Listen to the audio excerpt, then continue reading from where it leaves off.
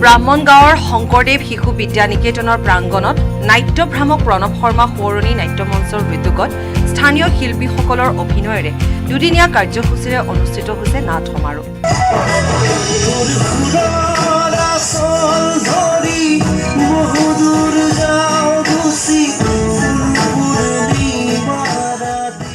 নাট্য সমাৰোহৰ প্ৰথম দিনা শুকুৰবাৰে নিশা অনুষ্ঠিত হয় নাটক শ্মশান যাত্ৰা।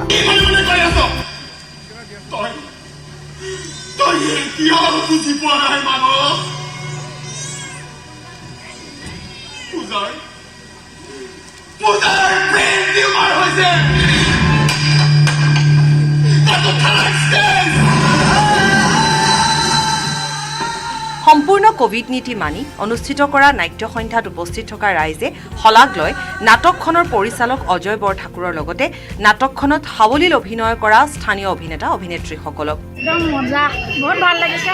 এনেকুৱা নাটক সদায় আশা কৰোঁ। পৰিচালনা আৰু ভাল হৈছে, এক্টিং গোটেইখিনিয়ে ভাল হৈছে। চবৰে এক্টিং বহুত ধুনীয়া হৈছে, খুব ভাল লাগিছে দেই, ভাল লাগিলে চাই। চবেই কান্দিছে, এতিয়া হাঁহিব চাগে আৰু থিয়েটাৰ গুণ গাই। আজি বহুত ধুনীয়া আছে, আপোনালোক কাইলৈ আকৌ আহিব, ভাল লাগিব, নাটক বহুত ধুনীয়া আছে। প্ৰথম নিশাৰ সফল সমাপ্তিৰ পাছত শনিবাৰে দ্বিতীয় নিশা পৰিচালক অজয় বৰঠাকুৰ আৰু সহ পৰিচালক অচ্যুতানন্দ মেধিৰ পৰিচালনাৰে সেৱাব্ৰত বৰুৱাৰ দিঠকত হেৰাল সপোন নাটক অনুষ্ঠিত হ'ব বুলি উদ্যোক্তাসকলে জানিবলৈ দিছে।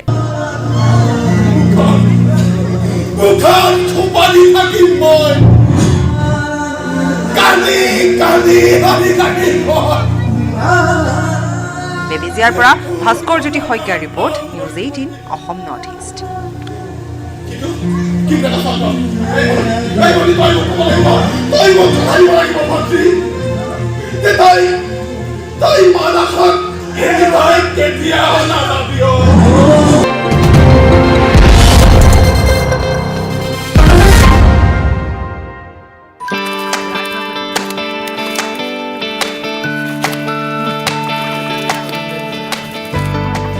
বিজ্ঞানসন্মতভাৱে মৎস্য পালন কৰি স্বনিৰ্ভৰশীল হৈছে বহু নিবনুৱা।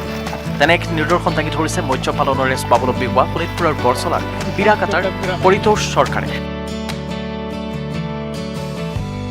বিজ্ঞানসন্মত পদ্ধতিৰে মৎস্য পালন কৰি বছৰি 1.5 লাখ টকা উপাৰ্জন কৰি আত্মনিৰ্ভৰশীল হৈছে পৰিতোষে। নিজৰ চেষ্টা, উদ্যম, একাগ্ৰতা আৰু নিষ্ঠাৰে মৎস্য পালনত ব্ৰতী হৈ পৰিতোষ চৰকাৰে স্বনিৰ্ভৰশীলতাৰ পথ প্ৰশস্ত কৰাৰ লগতে অঞ্চলটোলৈ ভালে সংখ্যক শিক্ষিত নিবনুৱাক হাতে কামে ব্যৱহাৰিক সহযোগিতাৰে মৎস্য পালনত জড়িত কৰাৰ ক্ষেত্ৰত যোগাইছে ইতিবাচক ইংগিত। সীমিত মূলধনেৰে মীন পালন আৰম্ভ কৰি এতিয়া লাভৰ মুখ দেখিবলৈ সক্ষম হৈছে তেওঁ। পৰিতোষৰ পুখুৰীত ৰৌ, ভকুৱা, চিতল, আৰি, বাহু ইত্যাদি বহু সংখ্যক মাছ আছে।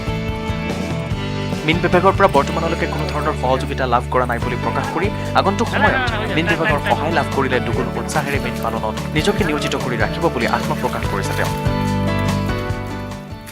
নিজৰ ঘৰতে মই মানে JCB লগাই পেলাই অলপ পুখুৰীত 10 বিঘামান 12 বিঘামান হ'ব, এইটোত 12 বিঘামান মাটিত পুখুৰী দিছোঁ, দি পেলাই এনেকৈ মই চলি আছোঁ। মোটামুটি আজি ধৰক 10 বছৰমান হ'ল। উপাৰ্জন লাখ টকাৰ ওপৰত উপাৰ্জন হয়, লাখ টকা উপাৰ্জন হয়। আমাৰ ইয়াতে মোটামুটি 10-12জন মানুহ জীৱিকা নিৰ্বাহ কৰি আছে। আজিলৈকে মই চৰকাৰৰ পৰা কোনো সহায় সহযোগ পোৱা নাই।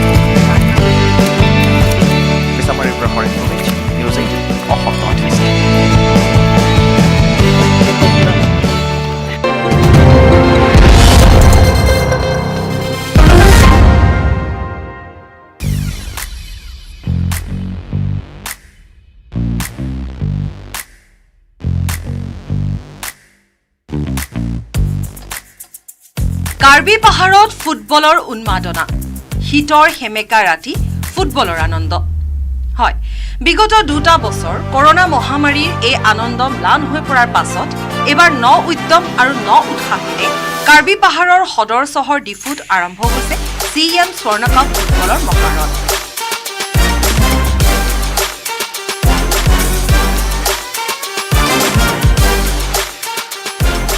5 জানুৱাৰী বুধবাৰৰ পৰা কাৰ্বি আংলং স্বায়ত্তশাসিত পৰিষদৰ সৌজন্যত আৰম্ভ হৈছে পঞ্চম CM স্বৰ্ণ কাপ ফুটবল 2021। প্ৰতিযোগিতাখনৰ উদ্বোধনী অনুষ্ঠানত ব্যতিক্ৰম আছিল দক্ষিণ কোৰিয়াৰ কণ্ঠশিল্পী কিম জুং ইয়ঙৰ অনুষ্ঠান।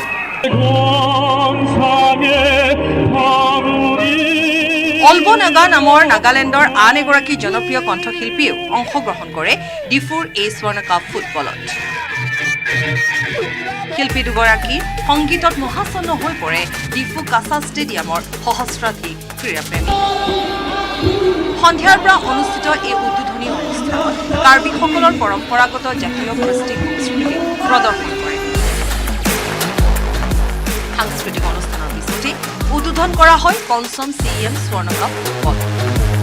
বুধবাৰে সন্ধিয়া বহু প্ৰত্যাশিত এই ফুটবলৰ মহাৰণ আনুষ্ঠানিকভাৱে শুভ উদ্বোধন কৰে কাৰ্বি আংলঙৰ স্বায়ত্তশাসিত পৰিষদৰ CEM তুলিৰাম ৰংহাঙে। লগতে উপস্থিত থাকে সাংসদ হৰেণ সিং বে, বিধায়ক দৰ সিং ৰংহাং প্ৰমুখ্যে পৰিষদৰ অন্যান্য পাৰিষদসকল। ঘৰুৱা মৰ্ণিং ষ্টাৰ FC আৰু ডিমা হাছাওৰ ডিমা ইউনাইটেড FCৰ মাজত অনুষ্ঠিত হয় এই উদ্বোধনী খেলখন। অতি উত্তেজনাপূৰ্ণ খেলখন নিৰ্ধাৰিত সময়লৈকে অমীমাংসিতভাৱে অন্ত পৰে যদিও পিছত ট্ৰাইবেকাৰৰ সহায়ত মৰ্ণিং ষ্টাৰ FCয়ে ডিমা ইউনাইটেড FCক 5-3 গলত পৰাস্ত কৰে। 18 জানুৱাৰীলৈকে অনুষ্ঠিত হ'বলগীয়া এই পঞ্চম CEM স্বৰ্ণ কাপ ফুটবল প্ৰতিযোগিতাখনত হায়দৰাবাদ, কলকাতাৰ লগতে উত্তৰ পূৰ্বাঞ্চলৰ মুঠ 12টা ফুটবল ক্লাবে অংশগ্ৰহণ কৰে। আজিৰ পৰা আৰম্ভ হৈছে আৰু ভাৰতৰ বেলেগ বেলেগ ক্লাবৰ পৰা আহিব। মুম্বাইৰ পৰা আৰম্ভ কৰি কলকাতাৰ পৰা আৰম্ভ কৰি আৰু নৰ্থ ইষ্টৰ যিমানখিনি ষ্টেট আছে তেওঁলোকৰো পাৰ্টিচিপেণ্টছ হ'ব। আজি প্ৰথম CEM gold cup 5th CEM gold কাপত আজি ডিমা FC আৰু Karbi Anglong morning star club আজি পাৰ্টিচিপেণ্টছ।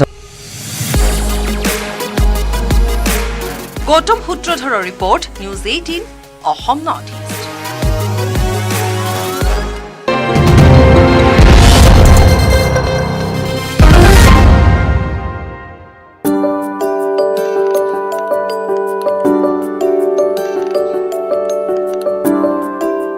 মাত্ৰ 6 ছেকেণ্ডত 23,000 নিমপুলি ৰোপণ কৰি ইতিহাস ৰচনাৰে এক বিৰল অভিলেখ সৃষ্টি কৰিবলৈ সক্ষম হ'ল নাহৰকটীয়াৰ জয়পুৰ উন্নয়ন খণ্ডই। ধৰণীখন চিৰসেউজ কৰি তোলাৰ উদ্দেশ্যেৰে জয়পুৰ উন্নয়ন খণ্ডৰ অধীনৰ 14খন পঞ্চায়তৰ 23,000 জব কাৰ্ড শ্ৰমিকৰ বাসগৃহত এই 23,000 নিমপুলি ৰোপণ কৰি ৰূপায়িত কৰা হয় এই কাৰ্যসূচী। উল্লেখযোগ্য যে জয়পুৰ খণ্ড উন্নয়ন বিষয়া ৰঞ্জিত বুঢ়াগোহাঁইৰ পৰিকল্পনাত মহাত্মা গান্ধী ৰাষ্ট্ৰীয় গ্ৰাম্য নিয়োগ নিশ্চিত আইন আঁচনিৰ অধীনত জয়পুৰ উন্নয়ন খণ্ডৰ অধীনৰ 14খন পঞ্চায়তত মাত্ৰ 6 ছেকেণ্ডত সমাপন কৰা হয় এই নিমপুলি ৰোপণ কাৰ্যসূচী। মূলতঃ পৰিৱেশ সংৰক্ষণ আৰু পৰিৱেশৰ প্ৰতি জনসাধাৰণক সজাগ কৰাৰ লক্ষ্যৰে জয়পুৰ উন্নয়ন খণ্ডই গ্ৰহণ কৰা এই ব্যতিক্ৰমী পদক্ষেপক স্বাভাৱিকতে সকলো লোকে আদৰণি জনায়। উল্লেখযোগ্য যে এই পদক্ষেপক আগন্তুক দিনতো অব্যাহত ৰখাৰ কথা প্ৰকাশ কৰি ৰঞ্জিত বুঢ়াগোহাঁয়ে আগন্তুক বাৰিষাৰ পূৰ্বে 1 ঘণ্টাত 7 লক্ষাধিক নিমপুলি ৰোপণ কৰাৰ কথা ব্যক্ত কৰে। ইফালে এই অনুষ্ঠানত আমগুৰি পঞ্চায়তৰ আঞ্চলিক পঞ্চায়তৰ সদস্যা ৰাণী শইকীয়া, বিজেপি নাহৰকটীয়া মণ্ডলৰ সভাপতি গকুল বৰা, দীঘলীয়া পঞ্চায়তৰ সভাপতি পৰাণু গগৈ উপস্থিত থাকি জয়পুৰ উন্নয়ন খণ্ডৰ চৌহদত একোটাকৈ নিমপুলি ৰোপণ কৰে। এই আঁচনিখন 11টা বজাত আমাৰ আৰম্ভ হৈছিলে আৰু 11:10 এই আঁচনিখন সমাপ্ত হয়। ইয়াত কেইবাটাও আমাৰ লক্ষ্য আছে। প্ৰথম কথাটো হ'ল আমি ৰাইজৰ মাজত এটা সজাগতা। দ্বিতীয় কথাটো হ'ল এই মানুহখিনি যিসকল এক্টিভ জব কাৰ্ড, এইসকল মানে একেবাৰে নিডি পাৰ্চন, এই মানুহখিনিয়ে মানে হাজিৰাটো নকৰিলে তেওঁলোকে চলিবলৈ অসুবিধা হয়। গতিকে সেইকাৰণে এই মানুহখিনিক এটা স্বীকৃতি চৰকাৰীভাৱে দিব লাগে। বিভিন্ন ধৰণৰ যি আঁচনি আছে এইখিনি যাতে সুবিধা পায়, সেইকাৰণে এটা সজাগতামূলক এটা আমি আঁচনি ল'লোঁ। পাৰিপাৰ্শ্বিকতাৰ কথাও আছে, মানুহৰ স্বাস্থ্যৰ কথাও আছে, এই দিশখিনি আছে। আৰু এটা আমাৰ আগত লক্ষ্য এটা আছে, আমি 1 ঘণ্টাত আমি 7 লাখ পুলি ৰোৱাৰ এটা আমি লক্ষ্য মনত ৰাখিছোঁ। আৰু সেইকাৰণে এইটো এটা সজাগতা হিচাপে এই কাৰ্যসূচীটো আমি লৈছোঁ, যাতে ৰাইজৰ মাজত সজাগতাটো হয় আৰু আমাৰ পৰৱৰ্তী যিটো লক্ষ্য সেইটো আমি যাতে সফল হ'ব পাৰোঁ, তেনেধৰণৰ কথা চিন্তা কৰিয়ে এনেধৰণৰ আঁচনি লৈছোঁ। আজি আমি 23,000 পুলি লৈছোঁ, 10 মিনিটত 23,000 পুলি। আৰু ইয়াৰ লগত প্ৰায় 50,000 মানুহ আজি জড়িত হ'ল। আমাৰ 23,000 গৃহস্থ নিশ্চয় থাকিব আৰু 23,000 লোকে গছপুলি ৰোপণ কৰিছে। গতিকে মানে খুব কমপক্ষে 50,000 মানুহ আজি এই আঁচনিখনত আমাৰ জড়িত হ'ল।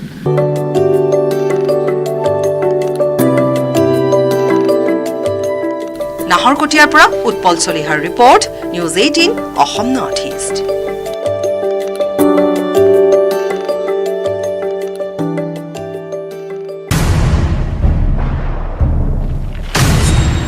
এতিয়া বিশ্বই জানে ষ্ট্ৰং মানে মাইথান ষ্টীল নিৰ্মাণৰ মানদণ্ড।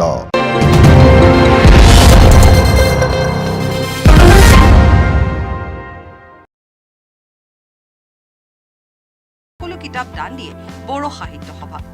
নিজৰ স্বৰ্গগামী পত্নীৰ আশাক বাস্তৱায়িত কৰি স্থাপন কৰা পুথিভঁৰালৰ সকলো কিতাপ বৰিমাখা প্ৰাথমিক বড়ো সাহিত্য সভাক দান কৰে মুছাহাৰীয়ে।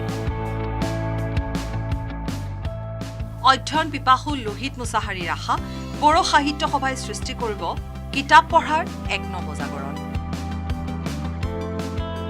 মুছলপুৰৰ পৰা Manohar Rajbongshi report, news 18 Assam north east.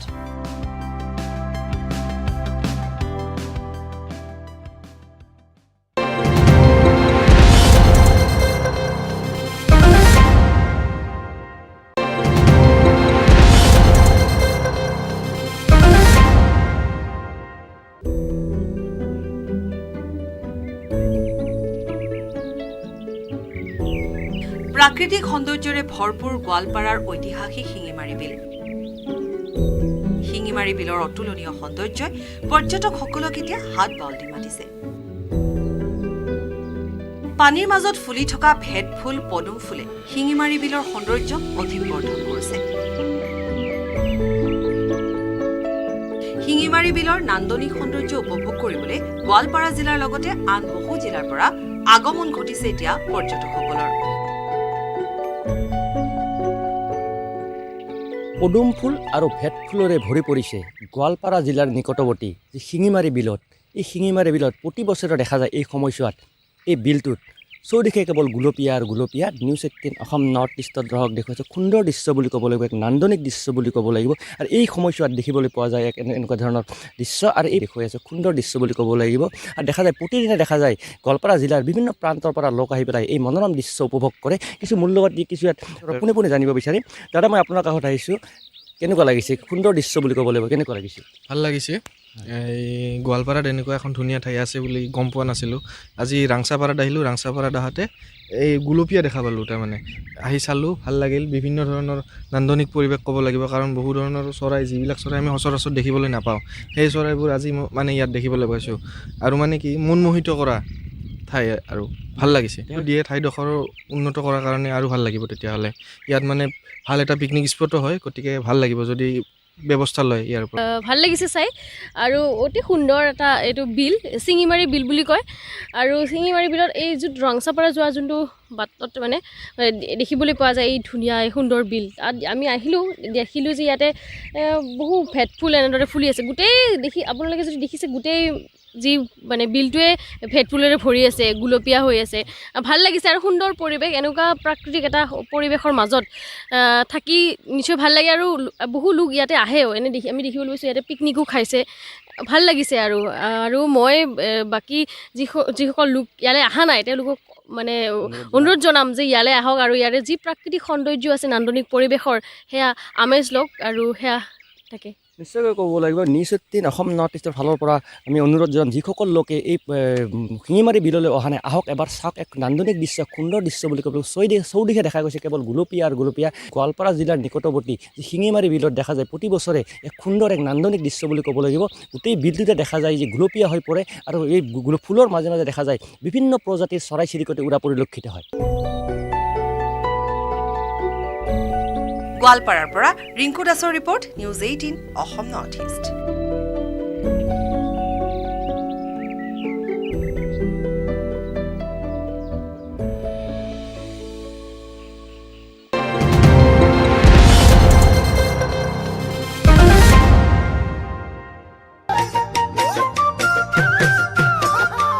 ভোগৰ উৎসৱ ভোগালী বিহুলৈ মাজত মাথো কেইটামান দিন।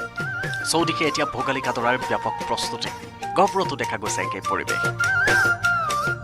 গহপুৰৰ দলৌগুৰিৰ নতুন নৱপুৰৰ ৰাইজৰ মাজত এইবাৰ ভোগালী বিহুক লৈ ব্যাপক উৎসাহ দেখিবলৈ পোৱা গৈছে। ঐতিহাসিক ৰংঘৰে এতিয়া শোভা বৰ্ধন কৰিছে গহপুৰৰ নৱপুৰৰ ভোগালীৰ পথাৰত। বাঁহ আৰু নৰাৰে প্ৰস্তুত কৰি আছে ৰংঘৰ আকৃতিৰ এই ভেলাঘৰটো। ৰংঘৰৰ বাকৰিত দেখা গৈছে উদুলি মুদুলি পৰিৱেশৰ। শিশু ডেকা গাভৰুৰ পৰা ককা আইতালৈকে সকলো ব্যস্ত ভোগালী গাদৰা। তাৰ মাজতে বিহু মাৰি আনন্দ উল্লাস কৰা দেখিবলৈ পোৱা গ'ল সকলোকে।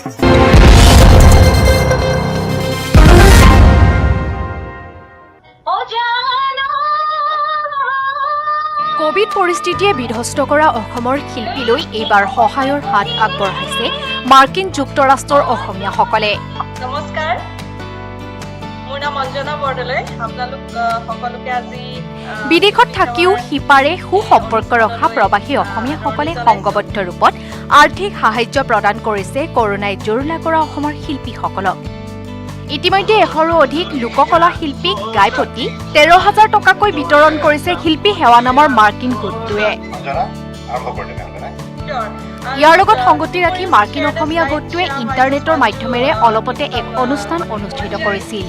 অভিনেত্ৰী নিশিতা গোস্বামীয়ে আঁত ধৰা অনুষ্ঠানটোত ধন লাভ কৰা শিল্পীসকলে নিজৰ মনৰ ভাৱ প্ৰকাশ কৰিছে। অনুষ্ঠানটোত পাপনে গীত পৰিৱেশন কৰাৰ লগতে মাইম শিল্পী মইনুল হক আৰু বিশিষ্ট অভিনেতা বাহৰুল ইছলামো উপস্থিত আছিল। উল্লেখযোগ্য যে মাৰ্কিন গোটটোৱে এইবাৰ ভ্ৰাম্যমানত জড়িত হৈ থকা কৰোনাই আৰ্থিকভাৱে জুৰুলা কৰা শিল্পীসকলক আৰ্থিক সাহায্য প্ৰদান কৰাৰ পৰিকল্পনা কৰিছে। গোটটোৰ মুখপাত্ৰই জনোৱা মতে প্ৰায় $17,000 ইতিমধ্যে এই কামৰ বাবে সংগ্ৰহ হৈছে।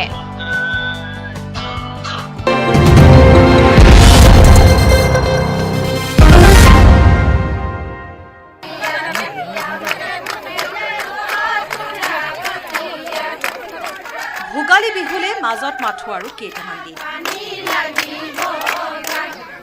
উৰুকাৰ ব্যস্ততা এতিয়া ৰাজ্যৰ প্ৰান্তে প্ৰান্তে। ঢেকীয়াজুলিবাসী ৰাইজে নপাম পথাৰত উলহ মালহেৰে ভোগালীক আদৰাৰ পূৰ্ণ প্ৰস্তুতি চলিছে। হাঁহে মাহে এসাঁজ খোৱাৰ মানসেৰে নিৰ্মাণ কৰিছে এখন নাৱৰ আৰ্হিৰে ভেলাঘৰ। ভাল লাগিছে। নাৱৰ আৰ্হিত আমি বনাইছোঁ। দেওবাৰে সবে মিলি ভোজ ভাত খাম আৰু সকলোৱে। মাজুলীতো একেই প্ৰস্তুতি। মাজুলীত শিক্ষক ছাত্ৰ ছাত্ৰীসকল ব্যস্ত হৈ পৰিছে পিঠা পনা বনোৱাত। বিদ্যালয়ত চুঙা পিঠাৰ সোৱাদ লৈছে ছাত্ৰ ছাত্ৰীয়ে। লুপ্তপ্ৰায় প্ৰাচীন অসমীয়া সংস্কৃতিৰ সৈতে ছাত্ৰ ছাত্ৰীসকলক পৰিচয় কৰি দিয়া হৈছে। মাজুলীত এনেধৰণে পালন কৰা হৈছে চুঙা পিঠা উৎসৱ। মাজুলীৰ বনগাঁও শংকৰদেৱ উচ্চতৰ মাধ্যমিক বিদ্যা নিকেতনত অসমীয়াৰ পৰম্পৰাগত চুঙা পিঠাৰ সোৱাদ লৈ উৎফুল্লিত হৈ পৰিছে ছাত্ৰ ছাত্ৰীসকল।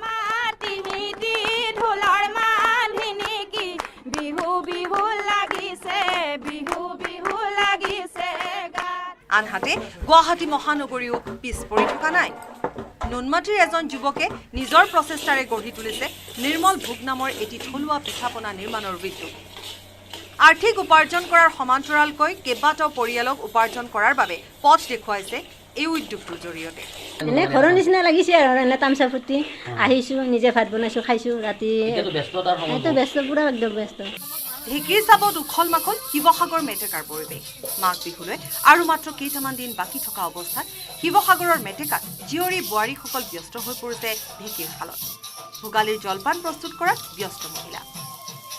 Bureau report, news 18 Assam north east.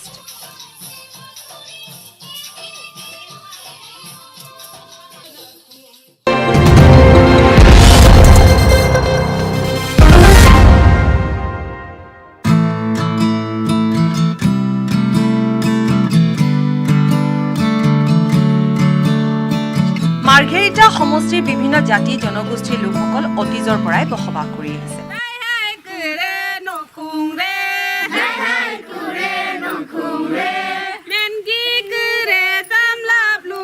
Bharat তথা উত্তৰ পূৰ্বাঞ্চলৰ সকলো জাতি জনগোষ্ঠীৰ লোকসকলৰ বসতি দেখিবলৈ পোৱা যায় মাৰ্ঘেৰিটা সমষ্টিত। মাৰ্ঘেৰিটাৰ বিভিন্ন জাতি জনগোষ্ঠীৰ মাজত এক অন্যতম জনগোষ্ঠী হৈছে টাংচা জনজাতীয় লোক। মাৰ্ঘেৰিটাৰ নিংগামত টাংচা জনজাতীয় লোকসকলৰ এক অন্যতম উৎসৱ বিহুকো পালন কৰে। জানুৱাৰী মাহৰ পহিলা সপ্তাহত পালন কৰে টাংচা জনজাতীয় লোকসকলে বিহু উৎসৱ।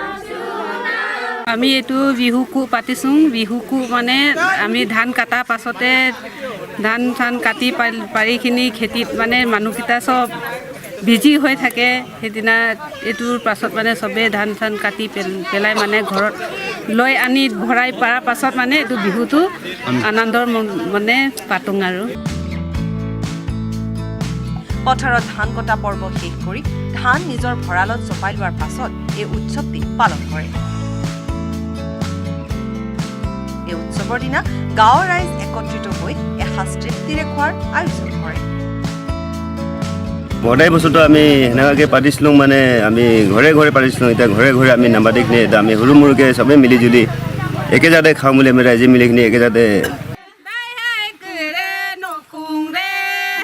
দিশপুৰ পৰা Rina Kakati Gogoi report, news 18 Assam north east.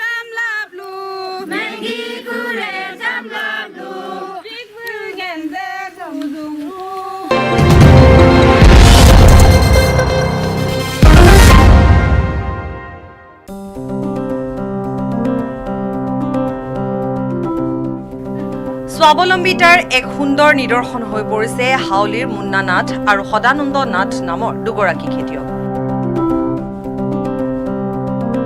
একাগ্ৰতা আৰু নিষ্ঠাৰে যিকোনো কামত নিয়োজিত হলে সফলতা পোৱা যায়। প্ৰায় 3 বছৰ আগৰ পৰা কাঠফুলাৰ খেতি কৰি নিজকে স্বাৱলম্বী কৰাৰ লগতে আন 5 জনকো সংস্থাপিত কৰিছে হাউলিৰ বৰা ভঁৰালৰ 2 কৃষক মুন্না নাথ আৰু সদানন্দ নাথে। নিজৰ ঘৰতে কাঠফুলাৰ খেতি কৰি তেওঁলোকে অসমৰ লগতে বহিৰাজ্যৰ বজাৰ দখল কৰিবলৈ সক্ষম হৈছে। বৰপেটা ৰোড, হাউলি, কোকৰাঝাৰ আৰু অৰুণাচলৰ ইটানগৰলৈকে তেওঁলোকৰ উৎপাদিত কাঠফুলা প্ৰেৰণ কৰে। বজাৰত কাঠফুলাৰ যথেষ্ট চাহিদা আছে যদিও সেই অনুসৰি তেওঁলোকে উৎপাদন কৰিব পৰা নাই বুলি জানিবলৈ দিছে। বৰ্তমানে তেওঁলোকে প্ৰায় 4,000 চিলিণ্ডাৰত কাঠফুলা ৰোপণ কৰিছে যদিও পৰৱৰ্তী সময়ত আৰু অধিক কাঠফুলা ৰোপণ কৰিব বুলি জানিবলৈ দিয়ে। এতিয়া তেওঁলোকে প্ৰতিদিনে অতি কমেও 20 কিলো কাঠফুলা উৎপাদন কৰি আছে। প্ৰতি কিলোত পাইকাৰী 120 টকা দৰত আৰু খুচুৰা প্ৰায় 200 টকাকৈ বিক্ৰী কৰি মাহেকত প্ৰায় 1 লাখ টকা উপাৰ্জন কৰিবলৈ সক্ষম হৈছে। বৰ্তমান সময়ত তেওঁলোকে কোচবিহাৰৰ পৰা বীজ ক্ৰয় কৰি আছে যদিও পৰৱৰ্তী সময়ত তেওঁলোকে নিজে বীজ উৎপাদন কৰাৰ লক্ষ্য লৈছে। ইয়াৰ সমান্তৰালভাৱে প্ৰায় 1200 হাঁহ আৰু 700 মুৰ্গীৰে চলাই আছে হাঁহ কুকুৰাৰ ফাৰ্ম এখন। হাঁহ কুকুৰাৰ ব্যৱসায় যথেষ্ট লাভজনক ব্যৱসায় বুলি জানিবলৈ দিয়ে মুন্না নাথ আৰু সদানন্দ নাথে। যিটো সময়ত শিক্ষিত যুৱক যুৱতীসকলে এটা চৰকাৰী চাকৰিৰ বাবে হাহাকাৰ কৰি ফুৰিছে, সেই সময়তে এনেধৰণৰ কৰ্মৰাজিৰে নিজকে স্বাৱলম্বী কৰি তুলিব পাৰি বুলি মুন্না নাথ আৰু সদানন্দ নাথে প্ৰকাশ কৰিছে। কোনোবা যুৱক যুৱতীয়ে যদি এনেধৰণে আগুৱাই যাব বিচাৰে তেওঁলোকে সহায় সহযোগিতা আগবঢ়াব বুলিও উল্লেখ কৰিছে। মাছৰুমটো আপোনাৰ এই 3 বছৰ হ'ল আৰম্ভ কৰা। ফাৰ্ষ্ট টাইমটো মই আমাৰ হাউলি কেভিকেট ইয়াৰ প্ৰশিক্ষণ লৈছিলোঁ। তাৰপাছত ঘৰতে কৰিলোঁ মাছৰুম কৰি যথেষ্ট মানে লাভজনক খেতি হয় এইটো আৰু তাৰপৰা কৰি আছোঁ প্ৰায়। লকডাউনত অলপ অসুবিধা হৈছিল বিক্ৰী কৰাৰ কাৰণে, কিন্তু বৰ্তমান আপোনাৰ যিটো মাছৰুম এইটো ভালেখিনি বিক্ৰী হৈ আছে। আগৰ প্ৰথম অৱস্থাত যিটো মাছৰুম আপোনাৰ মানুহে খাব ভয় কৰিছিল যে মাছৰুমটো এইটো কাঠফুলা আপুনি কি এইটো খালি মৰে কিবা হয় এনেকুৱা হৈছিল, কিন্তু এইটো আমাৰ সম্পূৰ্ণ মানে বৈজ্ঞানিক ভিত্তিত কৰা হয়। আমি এই দিয়ে আমাৰ ল'ৰা ছোৱালীক পঢ়াই আছোঁ। ধৰ মোৰ ডাঙৰ ছোৱালীজন গুৱাহাটীত পঢ়ি আছে, সৰুটো মেট্ৰিক দিব এবাৰ। গতিকে চবৰে খৰচ আমাৰ এইটোৰ পৰা ওলায়। গতিকে প্ৰত্যেকজন ল'ৰা ছোৱালী, শিক্ষিত ল'ৰা ছোৱালীয়ে এইটো কৰিব পাৰে। বৰপেটাৰ পৰা নিৰঞ্জন দাসৰ report, news 18 Assam north east.